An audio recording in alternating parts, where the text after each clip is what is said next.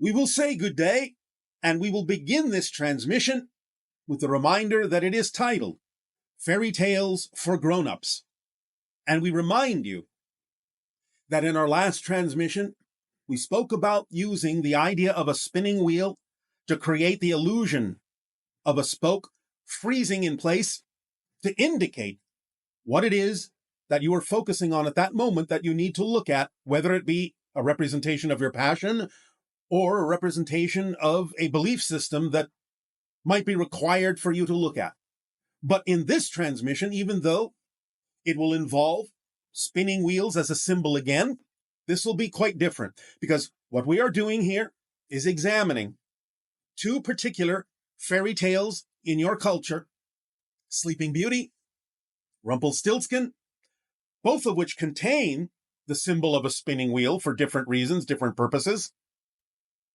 But the idea of this particular transmission is to help guide you in your discernment in stories, in fairy tales, and the stories you tell yourself, to be able to tell the difference between what is really a positive belief system and a negative belief system, because many of you may have an idea of what the fairy tales, Sleeping Beauty and Rumpelstiltskin, may represent, and what elements within them may be positive and or negative.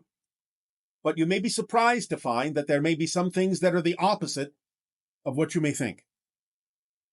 So before we dive into the idea of being able to tell the difference between the positive and negative belief systems that these fairy tales represent, let us give you a very brief recap so that each of you can remember, because it may be a while since you've heard them, what these fairy tale stories are actually all about. In Sleeping Beauty, you have the idea of a great feast that was arranged because of the birth of the princess to the king and queen. But there was only so much room at the table for all the guests that they chose to invite, some of which were the fairies of the land. And so, because there was one fairy that they didn't necessarily feel had the best of intentions, the best of energy, they chose to not invite that particular fairy.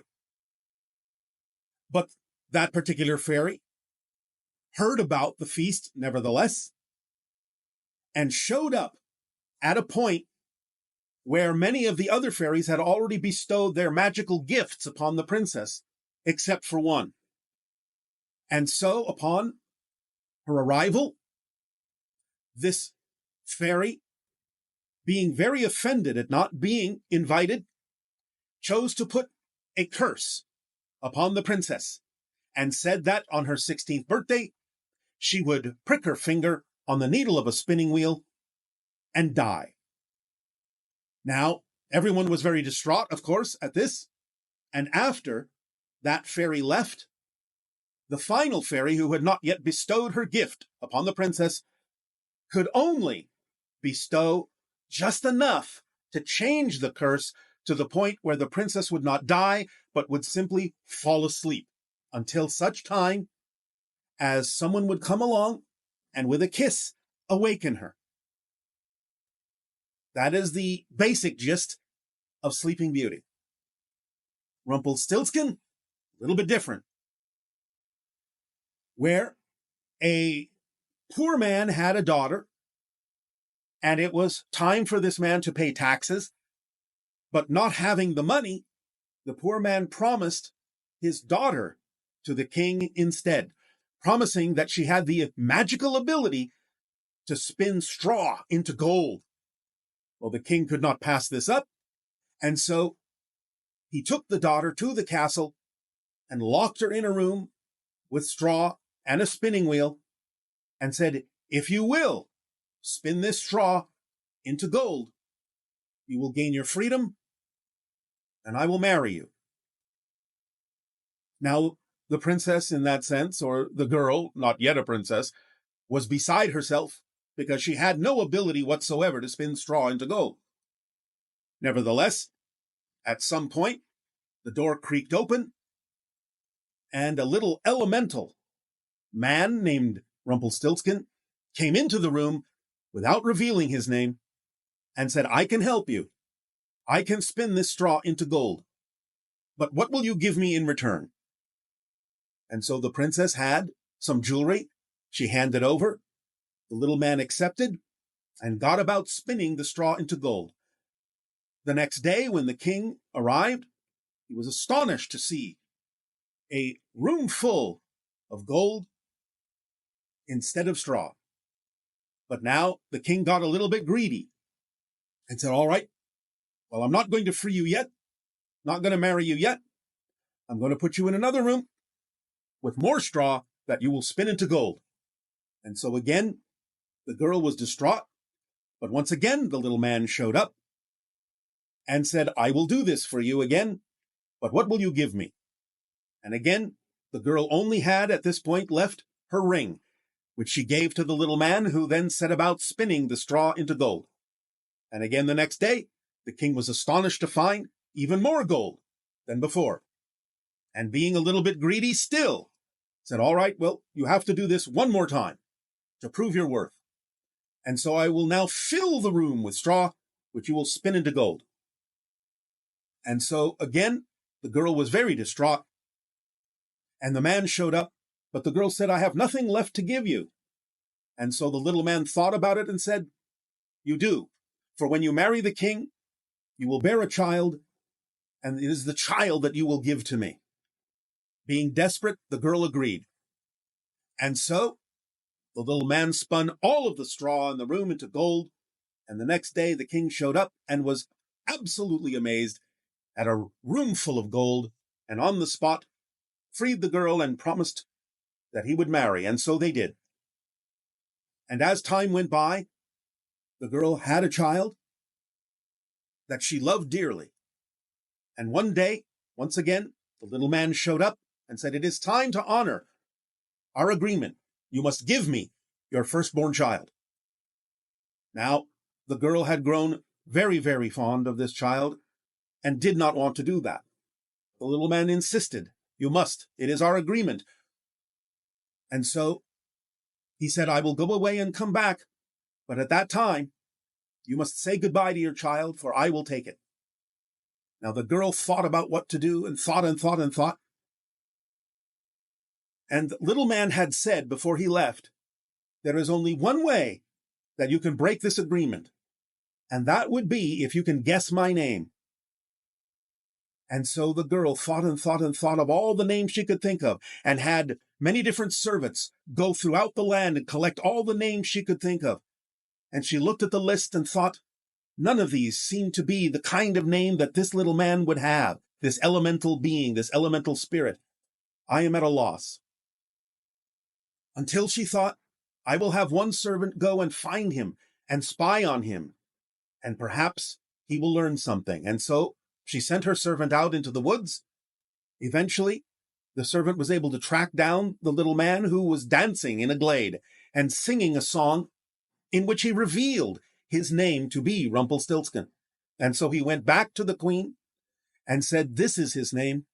And so when the little man showed up again, he said, have you guessed my name? And she said, is it this and is it that? Toying with him, for she knew his name. And he said, no, no, you owe me the child. And finally she said, is it Rumpelstiltskin?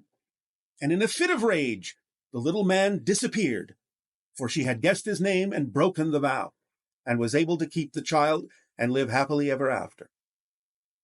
Now, in these two stories, there are many different kinds of things that here and there may be positive and negative on their own. But if we examine the concept, first of all, of Sleeping Beauty, while it may seem to be a positive ending, a positive outcome, the prince comes along and kisses her, she awakes, and they live happily ever after, there are many different symbols in here that actually turn this story into something quite different. First and foremost, the idea being that in the original feast, when the child was born, not inviting that particular fairy is symbolic and representative of the invalidation of a negative belief. And because the negative belief was invalidated, then in a sense it amplified and bounced back with the idea of the curse. Now the curse was mitigated by the final fairy into nothing more than a slumber. But this is simply indicative of the fact that you always have an indestructible core. And no matter how many fear-based or negative beliefs that you may invalidate within you or give energy to, you will always have the ability to mitigate them, to soften them out by remembering that they are just beliefs. And they have no real ultimate power until such time as you decide that they do. And so when Sleeping Beauty found the spinning wheel, regardless of the fact that they had tried to destroy all the spinning wheels in the kingdom, she found one hidden away, pricked her finger, and fell into a long slumber. And in fact, in the story, everyone in the kingdom fell asleep for 100 years, until such time as 100 years later, with no one aging while they slept, a prince came along, kissed her, woke her up, and she lived happily ever after.